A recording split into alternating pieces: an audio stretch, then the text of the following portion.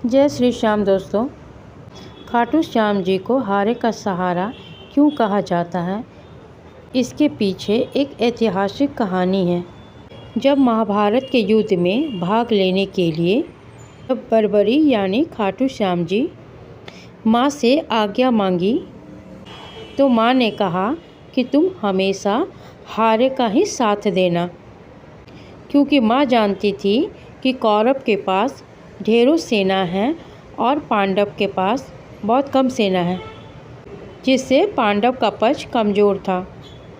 इसलिए वह चाहती थी कि पांडव के तरफ से बर्बरी युद्ध लड़े। जब युद्ध क्षेत्र में कौरवों की सेना पराजित होने लगी तो बर्बरी ने कौरवों का साथ देने का सोचे, और उनके मन के भाव को श्री कृष्ण जान चुके थे। इसलिए श्री कृष्ण ने ब्राह्मण के रूप में उनसे उनका शिष्य मांग लिए और खाटू श्याम जी स्वेच्छा से अपना शिष्य उन्हें सौंप दिया। इसलिए उन्हें शिष्यदानी भी कहा जाता है।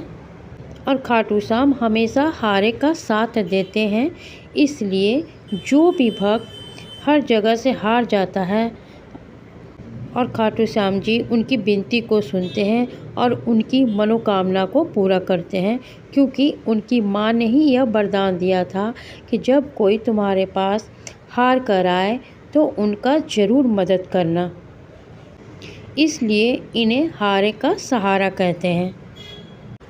ये बहुत ही वीर और शक्तिशाली थे। ये इतने शक्तिशाली थे कि महाभारत का युद्ध कुछ ही देर में ख़त्म हो जाता और सभी योद्धा, जिसमें पांडव भी शामिल होते, मारे जाते, जो धर्म के अनुरूप नहीं था। सभी के कल्याण के लिए श्री कृष्ण ने बर्बरी को उनके शिष्य का दान देने को कहा।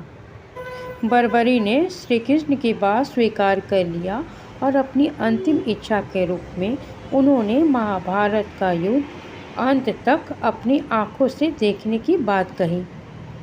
श्री कृष्ण ने बर्बरी का शिष्य युद्ध के मैदान के पास एक पहाड़ी पर रख दिया, जहाँ से वह युद्ध को अंत तक देख सके, और उन्हें श्याम नाम से पूजे जाने का वरदान दिया।